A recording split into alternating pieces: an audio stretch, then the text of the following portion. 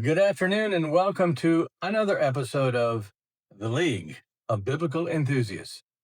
If you like our content, please like, share with your like minded friends, and subscribe to the channel.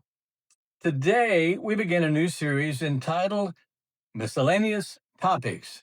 How's that for a sexy title?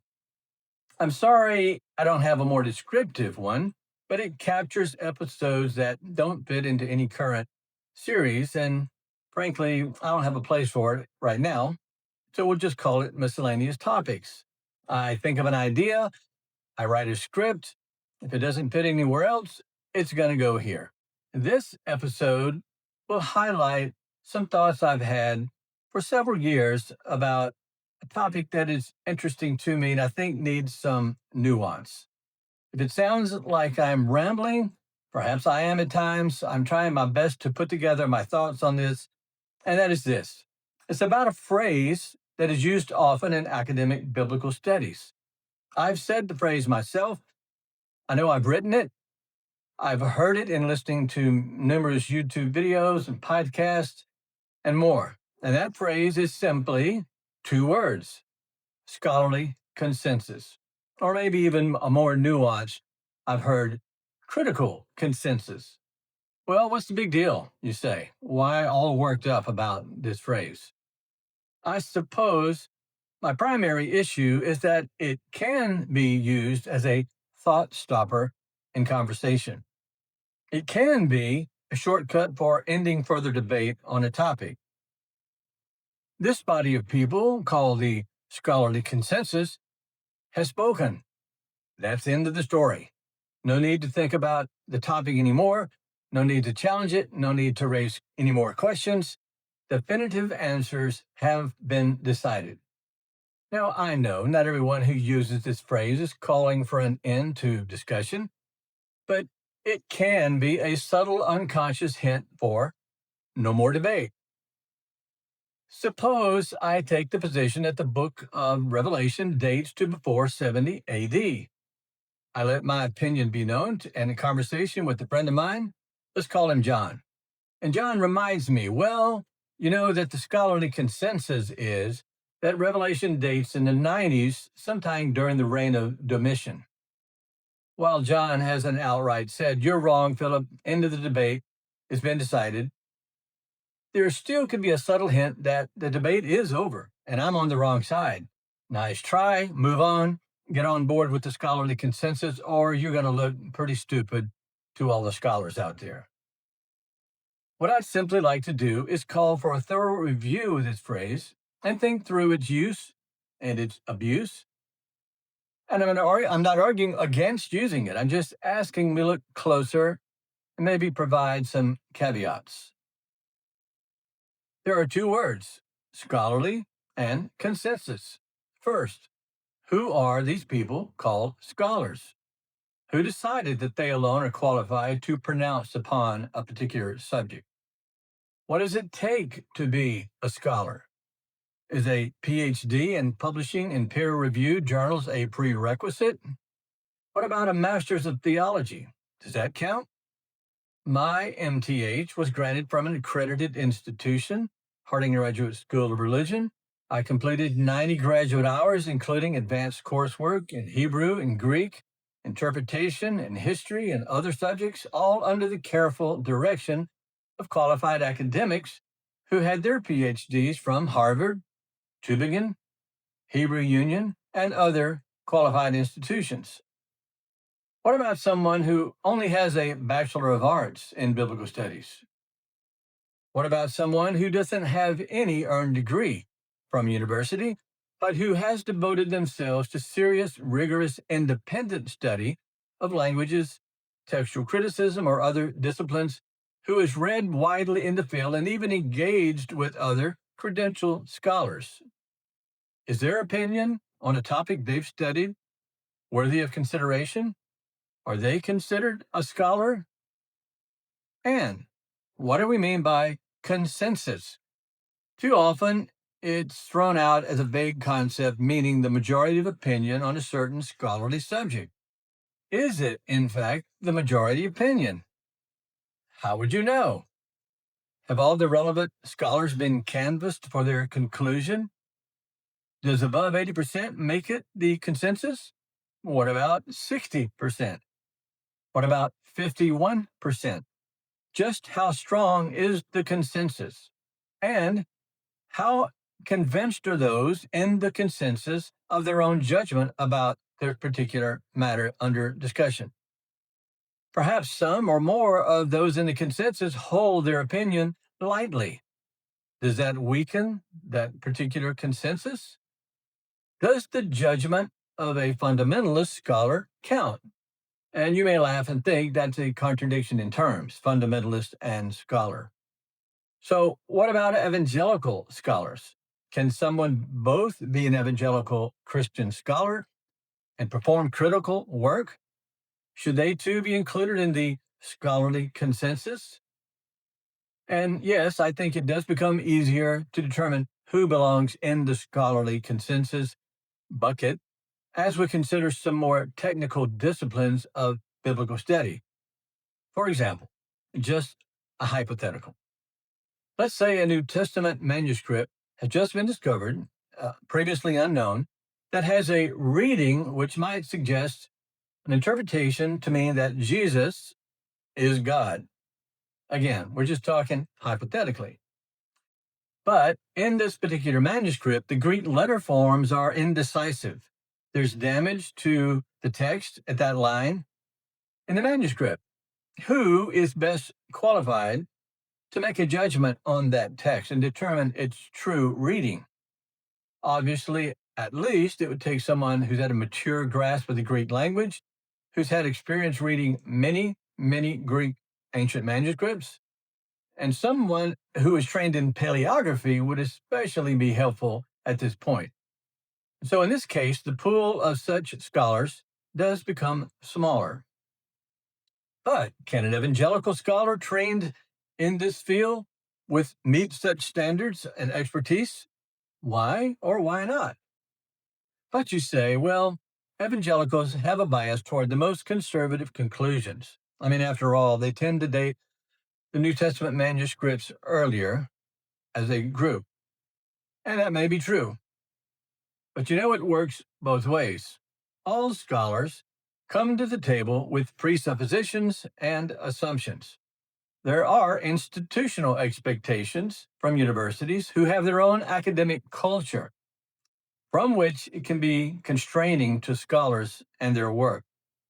No such person exists who has a completely objective point of view without any hint of bias or assumptions. So, it is clear to me, at least, that the conclusions of scholars are not like the conclusions of mathematicians or those in the hard sciences like physics. Biblical study is not a hard science. We live in the world of the humanities, of literature, of ancient texts, of ancient history, fluid and nuanced fields with interpretations that can and do change over time. It's a world in which today's scholarly consensus can be overturned tomorrow or the next year or even later. And why is that? It's because the data we deal with is not fixed and immutable. We rely on ancient, often partial texts and ambiguous data points. New discoveries are being made all the time. Just look at the issues of the Biblical Archaeology Review, and you'll see what I mean. There are numerous ongoing excavations this moment that are providing new evidence for the world of the Bible. And then there's new interpretations of existing data that challenges the status quo. So an sufficient number of scholars agree on this new understanding, well, then we have a new scholarly consensus. This has happened multiple times throughout history, and even the sciences are not immune. Take, for example, Ptolemy and his geocentric theory of the universe. He believed that the Earth was the center of our cosmos and that the sun and stars revolved around our planet. It made perfect observable sense to everyone who looked up in the sky. And this consensus held for almost 1,500 years. Then came Copernicus, Kepler, and Galileo, who challenged this theory. And their theory, the heliocentric theory, which we agree with today, didn't gain approval overnight, but it gradually won over other astronomers who studied the data, and it became the new consensus. We have Galen, 2nd century AD physician. His idea was the blood originated in the liver, traveled throughout the body, and was consumed by the tissues. This was the consensus for 1,400 years. That is, until William Harvey demonstrated otherwise. His work in 1628 showed that blood continually recirculates throughout the body. Consensus overturned. And we could go on. Bloodletting as a cure for all sorts of diseases. The earth is only 6,000 years old. Bad air causes cholera and the plague, a static versus expanding universe, and on and on. Not that there aren't outliers for all positions. I mean, after all, there could be up to 500 or so members of the Flat Earth Society today. The discipline called intellectual history is a worthwhile field for your study. It talks about how ideas are born and die, how they are originated and what evidence was held to propose it, and what later determined to overthrow it. And so, what about changes in biblical studies? There are many we could recite, such as Markan priority, the documentary hypothesis, the long ending of Mark, the 7 authentic letters of Paul. That is, until Nina Livesey believes there are 0 authentic letters of Paul. The new perspective on Paul, and more. But I have 3 examples from recent times. First, from the field of biblical archaeology. It has long been believed that the biblical city of Bethsaida is found at the current site called Et Tel, a site a mile and a half north of the Sea of Galilee. This has been championed by Israeli archaeologist Rami Arav and his team. But recent excavations, beginning in 2016, conducted by Stephen Notley and Moti Aviam, believe that their site, El Araj, which is directly on the shore, is a better candidate. Their work has scholars rethinking this issue, and many now seeing El Araj as the true site of biblical Bethsaida. We have recently devoted an episode to this debate. You can see it on the channel. Second, what about the existence of Q, the alleged source that Matthew and Luke used in compiling their gospel? This theory began in the 19th century and has been something of a near consensus in the 20th. That is, until Mark Goodacre's book, The Case Against Q, was released in 2002. His thesis is increasingly gaining more scholars to his point of view. Third, and very current, in fact, it's happening now, is the promising work by T.C. Schmidt, an Oxford scholar who is challenging the long-held consensus that Josephus' passage about Jesus in Book 18 of his Antiquities was edited by Christians. Schmidt's new book, titled Josephus and Jesus, New Evidence for the One Called Christ, is causing many to rethink this position about Josephus. His work, I believe, shows that Josephus' words were not edited by later Christians, but are, in fact, authentic to Josephus. They have simply been mistranslated and misunderstood. Now, it still places Josephus as a first-century witness to the historicity of Jesus. There are numerous videos right now, and more will be coming, on YouTube featuring Dr. Schmidt in interviews by both skeptics and believers. All this to say that scholarly consensus is a provisional topic. It's subject to being replaced when new evidence is forthcoming and when standard interpretations are reinterpreted and reach critical mass, thus becoming a new scholarly consensus. Personally, I am intrigued about avant-garde interpretations of some scholars. My first instinct is to simply dismiss them with a wave of the hand and say, conspiracy theories, fringe positions, not worthy of consideration. While it might be true in some cases, it is not a way to respond to a position that is sincerely claimed and argued for. For example, I find Dennis MacDonald's theory of the Gospels and Acts hard to swallow. He proposes that the earliest Christian writings, particularly the Gospel of Mark, were influenced by and even imitated Homeric epics like the Iliad and the Odyssey, and even the Aeneid. He argues that these texts were not independent creations, but responses, adaptations, and reinterpretations of existing Greek literature, a concept he terms mimesis criticism. This, of course, renders the text worthless as historical accounts of Jesus and his movement. Then there's Joseph Atwill's Caesar's Messiah thesis. His book, Caesar's Messiah, The Roman Conspiracy to Invent Jesus, argues that the Gospels were fabricated by the Flavian Roman emperors to create a pacifist religious movement that would control and moderate the Jewish militants following the First Jewish-Roman War.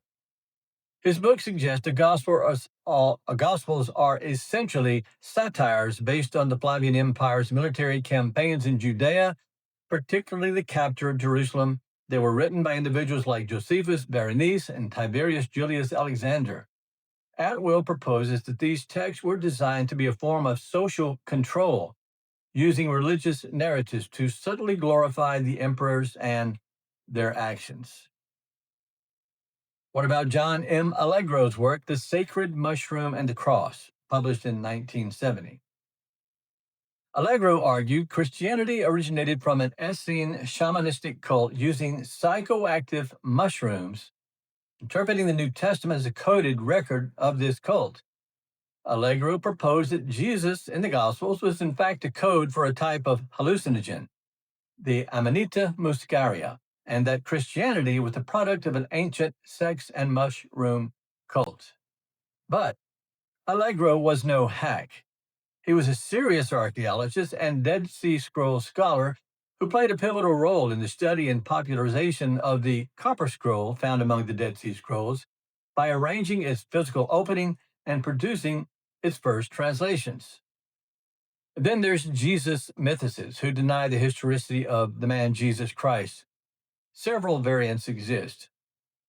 These ideas at first glance to me seem frankly crackpot, but it won't do for me to just wave them away and dismiss them as fringes, conspiracy theorists. Each author proposes evidence for their position, and if I'm to seriously challenge their arguments, I must engage with their work by tackling each of the points head on in a civil way without resorting to personal attacks. So, with all this in mind, here are my two takeaways. First, scholarly consensus is not evidence. It doesn't contain any data. It is simply recognition of what you believe is a majority position on a particular point in time.